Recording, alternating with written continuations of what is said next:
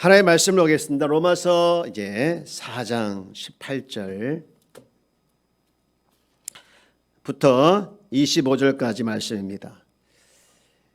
우리 같이 함께 합독을 하도록 하겠습니다. 로마서 4장 18절에서부터 25절 말씀을 우리 같이 함께 합독합니다. 시작. 아브라함이 바랄 수 없는 중에 바라고 믿었으니 이는 내 후손이 이 같으리라 하신 말씀대로 많은 민족의 조상이 되게 하려 하심이라. 그가 100세나 되어 자기 몸이 죽은 것 같고 사라의 태가 죽은 것 같음을 알고도 믿음이 약하여지지 아니하고 믿음이 없어 하나님의 약속을 의심하지 않고 하나님께 영광을 돌리며 약속하신 그것을 또한 능히 이루실 줄을 그러므로 그것이 그에게 의로 여겨졌느니라. 아브라함만 의한 것이 아니요 의로 여기심을 받을 우리도 의함이니 곧 예수 살리신 이를 믿는 자니라.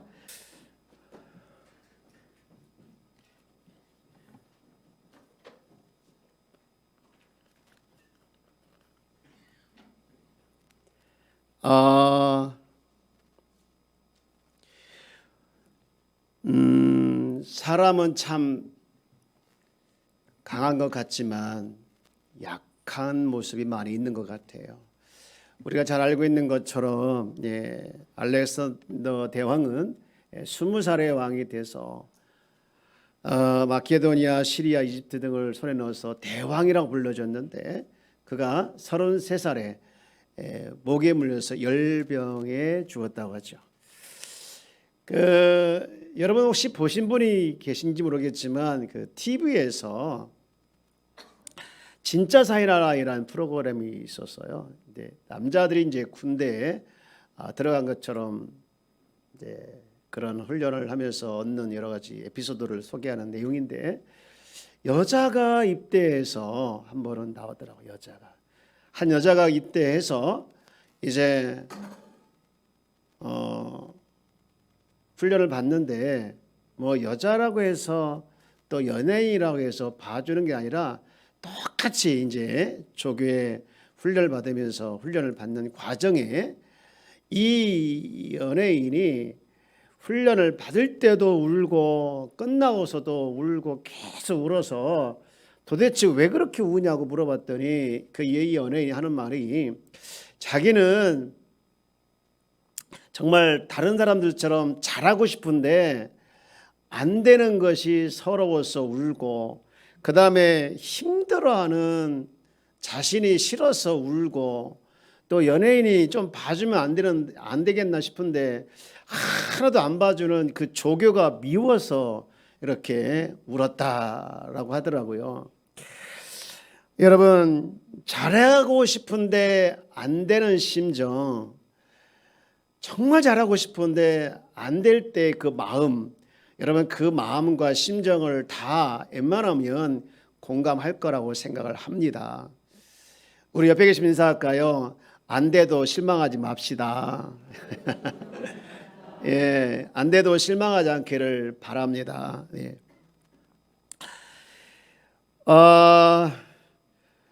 오늘 읽은 로마서 4장에 등장하는 이 아브라함의 경우도 진짜 잘하고 싶었는데 안 되는 그 여군의 모습을 정말 연상하게 하는 모습이 등장하는데요. 로마서 4장은 사실 창세기 15장에 배경을 두고 있습니다. 창세기 15장을 보기 전에 창세기 12장에 보면 하나님이 아브라함을 부르는 과정이 나와요. 12장 1절 보면 여호와께서 아브라함에게 이르시되 너는 너의 고향과 친척과 아버지 집을 떠나 내가 네게 보여줄 땅으로 가라. 그러면서 2절에 이런 약속을 하죠. 내가 너로 큰 민족을 이루고 네게 복을 주어 내 이름을 창대하게 하리라. 이렇게 말씀하고 있죠. 복이 될지라 하면서 여러분 이 말씀을 받을 때 아브라함의 나이가 몇 세였을 것 같습니까? 아브라함이 처음 부름받을 때 나이가 75세였죠. 그리고 오늘 본문 로마서 4장 19절 보면 이렇게 시작하고 있죠. 그가 몇 세가 되어 100세가 되어. 그럼 몇 년이 흘렀다는 겁니까? 25년이 흘렀다는 것이죠. 여러분, 지금 25년 지난 지금 시점에서 봤을 때 아브라함과 그의 아내에게는 100% 이제는 우리 더 이상 아이를 가질 수 없다라고 생각할 나이가 된 거예요. 아무런 약속이 이루어지지 않았잖아요. 여러분, 우리가 아브라함 이야기를 너무 잘 알기 때문에 아브라함은 별로 어려움을 느끼지 못했을 것이다 라고 생각할 수 있겠지만 25년의 세월 동안 사실 아브라함은 마음고생이 너무 심했어요. 정말 심했어요. 그가 단순히 후손이 생기지 않아서만 아니라 그것 때문에도 있었지요. 그런데 그 과정의 아내들 때문에, 특히 오늘 로마 4장에 나오는 이제 말씀을 중심으로 보면 창세기 14장의 조카 때문에도 굉장히 마음고생을 하지요. 이 조카가 그만 이제 잡혀가서 억지로 이제 뺏어오긴 했지만, 뺏어온 다음에 5나라를 상대했거든. 사실은 아브라함이 집에 있는 식구들을 데리고서 5나라를 상대했기 때문에 언제 다시 복수를 해야 할지 모르는 그런 두려움에 있는 상태가 바로 아브라함의 상태였어요. 여러분, 이렇게 두려워하고 막 안절부절 못하고 내가 왜 이렇게 됐을까 하면서 많은 게 심란한 상태에 있을 때 하나님께서 거기에 나타나서 창세기 15장 1절 보면 이렇게 말씀하시거든요. 뭐라고 하십니까? 이후에 데려오고 난 다음에요. 여호와의 말씀이 환상 중에 아브라함에 임하여 이르시되 아브라함아 두려워하지 말라. 나는 너의 방패요 너의 지극히 큰 상급이니라. 아브라함이 가장 듣고 싶은 말을 지금 하나님이 하신 거거든요. 얼마나 아브라함이 떨고 있었으면 하나님이 나타나시자마자 두려워하지 말라 하셨을까. 아까 군대 입대한 여자 연예인처럼 정말 잘해보고 싶었지만 결국 조카 때문에 이런 공경에 처해주고 또 주시겠다는 아이는 없고, 지금 아브라함의 상태가 뭐냐? 이렇게 깨지고 저렇게 깨지고 있는 모습이죠. 이렇게 깨지고 저렇게 깨지고 있는 모습이 딱 세상에 살고 있는 우리의 모습이 아닐까, 그런 생각이 되어집니다. 보통은 이럴 때 두 갈래 길이 있더라고요. 하나는 에라 모르겠다, 내 생각대로 살자 하는 사람이 있고, 아니야 그래도 하나님을 내가 신뢰하니 믿음으로 끝까지 가야지 하는 사람이 있습니다. 공교롭게도 이 창세기 15장에 보면 이 두 갈래 길을 아브라함이 보여주고 있어요. 하나는 2절 보면, 창세기 15장 2절 말씀에 보면 아브라함에게 나타나서 두려워하지 말라, 내가 너의 큰 방패가 되어주겠다라고 한 말씀이 1절에 있었잖아요. 그런데 아브라함이 뭐라고 반응을 보여야 합니까? 하나님 감사합니다, 제가 진짜 두려웠는데 저에게 이렇게 힘이 되어준다 하니 너무 감사합니다 라고 해야 될 텐데 2절에 보면 그게 아니거든요. 뭐라고 합니까? 2절 우리 한번 같이 읽어볼까요? 시작. 아브라함이 이르되 주 여호와여 무엇을 내게 주시라나이까? 나는 자식이 없사오니 나의 상속자는 이 다메 사람 엘리에셀이니이다. 하나님의 말씀과 전혀 다른 반응을 지금 보여주고 있고, 그러면서 3절에는 투덜대면서 이렇게 얘기하고 있죠. 아브라함이 또 이르되 주께서 내게 씨를 주시 않았으니 내 집에서 길린 자가 내 상속자가 될 것이니이다.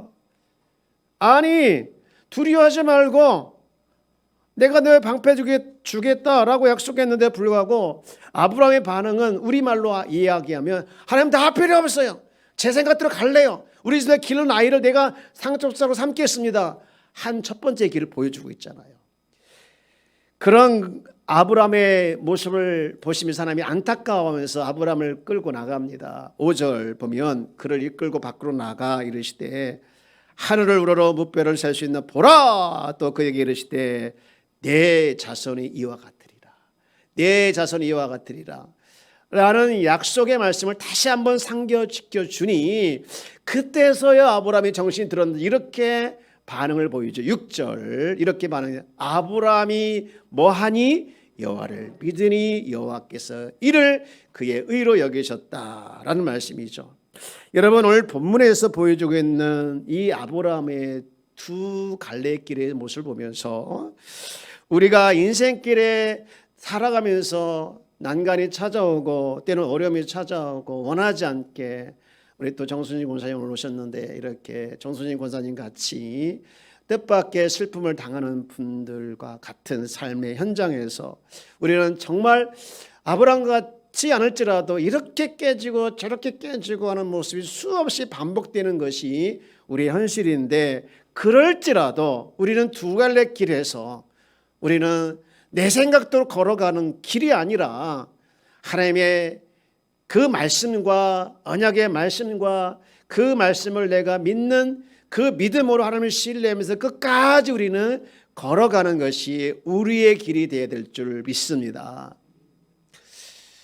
오늘 본문에서 보여주고 있는 아브라함의 그 믿음을 우리가 엿볼 수 있는데 몇 가지 특징이 있더라고요. 첫 번째 특징은 어려운 상황을 견뎌내게 하는 차원에서 믿음이었다는 거예요. 아브라함 믿음의 첫 번째 특징이 뭐냐? 어려운 상황을 견뎌내게 하는 차원에서 믿음이다. 오늘 로마서 4장 19절 말씀을 한번 더 보면 아브라함과 그의 아내의 상태에서 이렇게 이야기를 하고 있죠. 그가 백세나 되어 자기 몸이 죽은 것 같고, 그 다음 사라의 태가 죽은 것을 같음을 알고도 믿음이 약해지지 아니하고, 다 끝났다는 것을 알았어요. 인간적으로 생각해 볼 때 아이를, 자손을, 후손을, 민족을 기대할 수 있는 전혀 상황과 아무런 희망이 안 보이는 그런 상황이 되었다 할지라도 그가 믿음이 약해지지 않았다. 그 앞에 18절 말씀도 보면은 아브라함이 바랄 수 없는 중에 바라고 믿었으니 라는 말씀이 시작되고 있어요.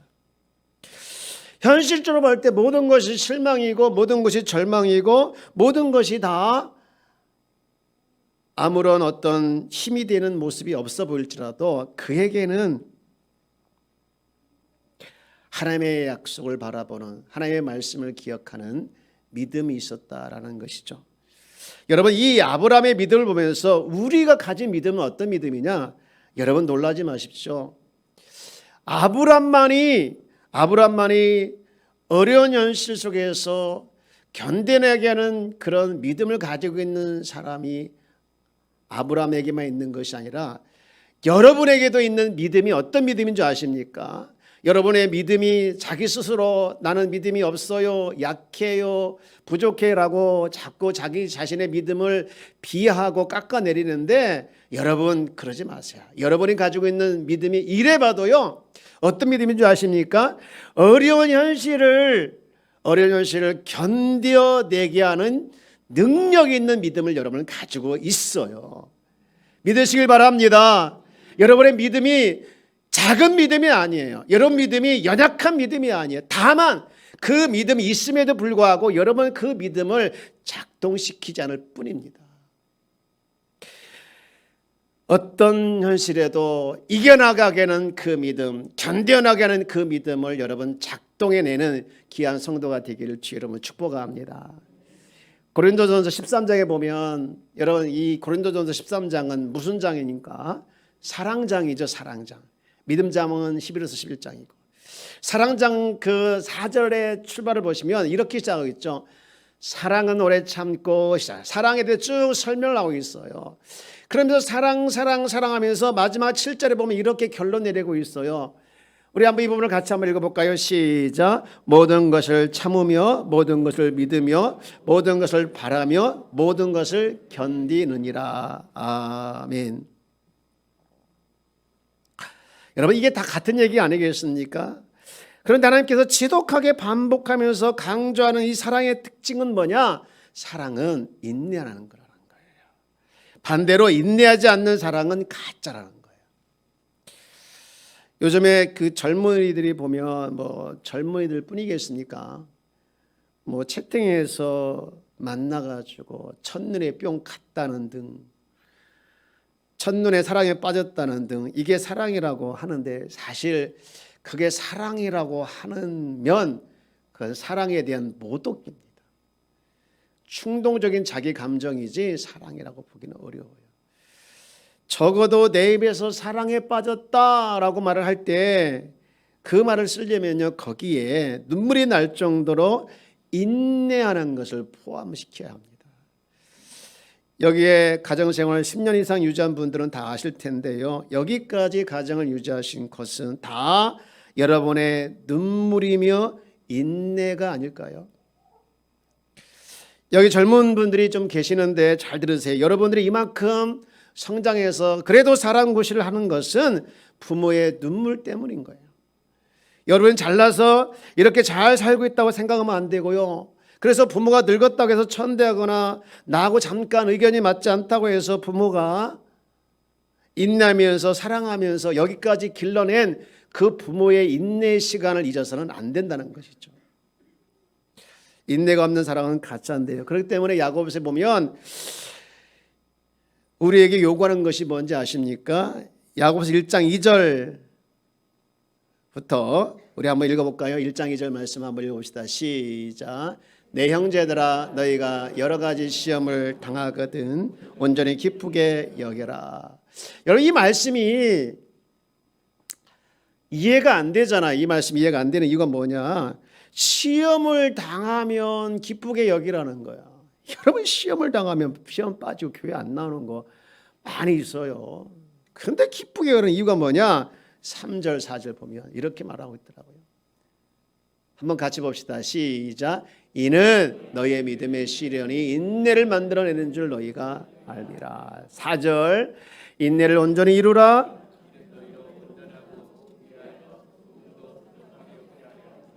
아멘. 시험이 결국 만들어내는 인내라는 거예요. 여러분, 어떤 고생도 고난도 내가 어떻게 받아들이고 어떻게 해석하느냐에 따라서 그것이 내게 보약이 될 수도 있겠지만 때로는 그것을 잘못 받아들이게 되어지면 해가 될 수도 있는 거예요. 여러분, 아브라함이 가졌던 첫 번째 믿음의 특징이 뭐냐면 어려운 상황을 정말 견뎌내게 하는 차원에서 믿음이었다고 하면 오늘 우리 마찬가지로도 우리가 가지고 있는 이 믿음이 어려운 상황을 이겨내게 하는 믿음이 있다는 것을 믿으시고 그 믿음을 작동해내서 여러분의 믿음이 진짜 현실 속에서 열매로 맺는 귀한 축복이 있기를 바랍니다. 그런가 하면 두 번째 이 아브라함이 보여줬던 믿음의 또 하나의 특징은 뭐냐면요, 믿음을 믿음으로 끝내는 것이 아니라 비전으로 승화를 시켰더라고요. 여러분, 로마서 4장 3절 말씀을 인용한 것이 창세기 15장 5절 6절 말씀인데, 여러분 15장 5절 6절 말씀을 가만히 한번 보면 하나님이 너무 멋있게 나와요. 여러분 15장 5절 6절 말씀을 한번 읽어볼게요. 제가 읽어볼게요. 그를 이끌고 밖으로 나가 이르시되 하늘을 우러러 무표를 셀 수 있나 보라. 또 그에게 이르시되 내 자손이 이와 같으리라. 아브라함이 여호와를 믿으니 여호와께서 이를 그의 의로 여기시고.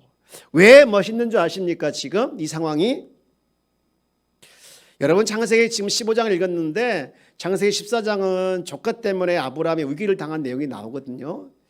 그런데 어떻게 지금 될지 몰라 두려워 있는 아브라함에게 하나님께서 등장해서 이 위기를 탈출할 수 있는 방법, 또 적들이 왔을 때 대처하는 방법, 그리고 군대를 모으고 진지를 굳히는 방법에 대한 어떤 처세주를 이 아브라함에게 가르쳐 준 것이 아니라 어려워하고 있고 두려워하고 있는 이 아브라함에게 뭘 가르쳐 주셨습니까? 뭘 가르쳐 주셨습니까? 아브라함이 가지고 있는 한 가지 그 믿음을 가지고 뭘 바라보겠느냐? 비전을 바라보게 한 거예요. 다시 여러분 15장 5절 말씀 볼까요? 5절. 그를 읽고 그걸 밖으로 나가서 뭘 보였습니까? 하늘을 우러러 무별을 셀 수 있는 보라, 별을 보라. 그에게 이르시되 별을 보면서 내 자손이 이와 같을 것이라는 비전을 보라는 거예요. 아브라함에게 비전을 갖기를 원하신 하나님은 그게 뭐냐? 바로 믿음이라는 거야. 여러분, 우리가 믿음이 있다고 하면서 그것을 비전으로까지 승화시키게 되어지면 여러분의 믿음이 너무 하나님이 원하시는 믿음의 모습으로 승화되는 귀한 축복이 있게 될 줄 믿습니다. 여러분, 나이가 많아서 늙었다고 표현하기보다는 저는요 70이 되고 80이 되고 90이 되어도 꿈이 있으면 저는 젊은 사람이라고 보고 싶어요. 여러분 옆에 계신 분 인사할까요? 꿈을 가진 젊은이. 네, 꿈을 가진 젊은이. 그런데 20이 되고 30이 되고 꿈이 없으면요 꿈이 없는 늙은이. 사랑하는 여러분, 겨울, 지금 이제 겨울이잖아요. 겨울인데 저는 겨울이 싫어요. 왜 싫으냐면 제가 추위를 잘 타서 겨울을 밖에 나가는 거 싫어요. 저희 아내는 자꾸 나 끌고 운동 나가길 원하는데 내가 맨날 이리 뺀질 저리 뺀질 때가 많아요. 밖에 나가는 거 추워서. 근데 어떤 사람들은 겨울이 되면 등산하는 걸 좋아해가지고 이 산에 올라가는 걸 되게 좋아하는 분들이 있어요. 여러분, 산에 올라가면 겨울나무들의 특징을 가만히 한번 생각해 보십시오. 겨울나무들의 특징이 뭡니까? 잎사귀 탁 떨어지고 앙상한 가지만 이렇게 있었잖아요. 그들에게는 아름다운 자태를 뽐낼 모습이 하나도 없습니다. 그들이라고 했으면 이상한데 그들에게는, 그 나무들은 그래요. 여러분, 그냥 인고의 세월을 보내고 있는 거예요. 이 나무들이 다 떨어졌다고 해서 잎사귀도 떨어지고 열매도 다 떨어졌다고 해서 발가벗은 나무라 해가지고 나목이라고 하잖아요. 이 나목은 어떤 모습을 보여주고 있냐면 매번 겨울을 보내면서 무슨 생각을 하고 있었을까요? 무슨 생각을 할까요? 그 추운 시간들을 보내면서 생존하며 버텨내면서 한 가지 희망은 뭐냐? 빨리 4월이 왔으면 좋겠다. 빨리 봄이 왔으면 좋겠다라는 생각을 가지고 그들이 그 추운 혹독한 겨울을 번뎌내고 있죠. 견뎌내고 있는 거 아니겠습니까? 오직 4월을 기다리는. 그러니까 나무들, 겨울나무의 비전은 뭡니까? 4월 봄이에요. 여러분, 우리 인생도 마찬가지입니다. 창세기 지금 14장에 아브라함이 겪고 있는 이러지도 못하고 저러지 못한 난감한 상황에 빠져있는 그때에 견뎌내고 있는 그 시간 자체가 아브라함에게서 너무 아름다운 건데요. 여러분, 아브라함이 지금 75세의 나이에 약속을 받고 25년 동안 고통 가운데 살다가 100세의 약속이 이루어졌는데요. 여러분, 아브라함이 언제 행복했을까요? 75세 약속을 받고 그 약속을 기다리면서 100세에 드디어 약속이 이루어졌다고 하면 언제 아브라함의 인생에서 가장 행복했다 생각할 수 있겠습니까? 75세일까요? 100세일까요? 당연히 우리 생각에는 100세 같이 보이죠. 근데 저는요, 물론 100세에도 하나님이 약속이 이루어졌기 때문에 기쁘겠지만 75세부터 비전을 가질 때부터 계속해서 행복의 시간이, 또 행복의 순간이 이어졌다고 저는 보고 싶어요. 여러분, 나의 삶 가운데 내가 살아가는 여러 가지 환경을 통해서 우리의 믿음은 그 환경만 보지 마시고 그 믿음을 가지고 내 환경에서 비전까지 승화시켜서 여러분의 믿음이 승화된 믿음으로 현실 속에서 드러나기를 주의 이름으로 축복합니다. 마지막으로 아브라함이 가졌던 믿음의 또 하나 특징이 있는데 그것은 뭐냐? 말씀에 근거한 믿음이었다는 거예요. 저를 한번 따라서 볼까요? 말씀에 근거한 믿음.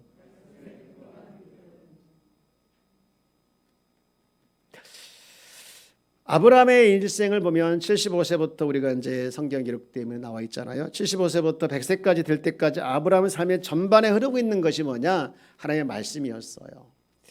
말씀이 그에게 먼저 선행됐고 그 말씀을 따라갔잖아요. 여러분, 우리가 로마서 4장을 읽었는데 이 로마서 4장은요 전반부를 나누는데 이 4장 1절부터 17절까지는 하나님의 일하심이 먼저 보여주고 있죠. 하나님께서 일하시고 주권을 가지고 주도해서 일하시고, 그리고 오늘 본문 읽었던 18절부터 25절까지는 뭐냐? 그 하나님께서 일하시는 거에 대해서 하나님에 대한 믿음을 가지고 아브라함이 반응하는 거거든요. 반응하는 것. 여러분, 우리가 하나님의 말씀을 내가 마음으로 받아들이기 위해서는요, 하나님께서 주권을 가지고 일하신다는 것을 인정할 줄 알아야 돼요. 그래서 내 인생을 주권하시는 그 인생을 내 인생을 주권으로 인도하시는 그 하나님께 내가 맡기는 사람은 말씀에 근거한 믿음으로 되는 거죠. 참 바울이 로마서 4장을 썼는데 부러운 것이 뭐냐면 바울의 머리에는요 말씀이 꽉 차 있는 것 같아요. 3절 말씀도 보면 로마서 4장 3절도 말씀 보면 성경이 무엇을 말하느냐 하며 성경을 등장시키죠. 여러분 안에 말씀이 꽉 차 있기를 주 여러분 축복합니다. 하나님의 말씀을 읽고 묵상해서 여러분 마음의 생각의 삶 가운데 하나님의 말씀으로 늘 지배당하고 말씀을 따라가며 또 말씀의 근거와 믿음이 되어지는 그런 성도가 되었으면 좋겠어요. 저는요 우리 이제 교회가 지난 해에도 말씀 읽도하기를 했지만 올해도 계속 하고 있는 이유가 뭡니까? 하나님의 말씀은 우리가 죽을 때까지 읽어야죠. 계속해서 말씀 읽고 기회가 되면 성경 퀴즈도 하고 싶고 성경 암송대회도 하고 싶고 성경 퀴즈 하자 성경 암송대회 하자니까 여러분의 반응이 벌써 얼굴이 굳어지는 것 같아요. 은혜가 되면요. 여러분 하나님은요 말씀을 통해서 일하십니다. 그렇다면 우리의 믿음의 근거 역시 말씀이야 될 줄 믿습니다. 이제 말씀을 정리합니다. 여러분 잘하고 싶었는데 또 잘하고 싶은데 이래도 깨지고 저래도 깨지는 인생길에서 우리 두 갈래 길이 있다고 했잖아요. 여러분 내 생각대로 가는 길이 아니라 하나님을 끝까지 신뢰하며 가는 길이 여러분의 길이길 주 여러분 축복합니다. 하나님은 그렇게 걸어가는 자에게 하나님의 은혜가 하나님의 역사하심이 하나님의 축복이 있게 될 줄 믿습니다. 여러분 믿음 여러분 안에 있던 이 능력이 있다는 사실을 인지하고 그 믿음을 작동해내는 그래서 실제로 믿음이 나의 삶 가운데 정말로 활용되어져서 믿음의 열매들이 주렁주렁 열쳐지는 귀한 성도가 되어지기를 주 이름으로 축복합니다. 겨울나무가 봄 사월을 기다리듯이 우리도 꿈을 가지고 이 믿음을 승화시켜서 믿음 있는 자의 모습을 오늘 또 드러내고 내일 또 드러내는 우리 모든 성도가 되어지기를 주 이름으로 축복합니다.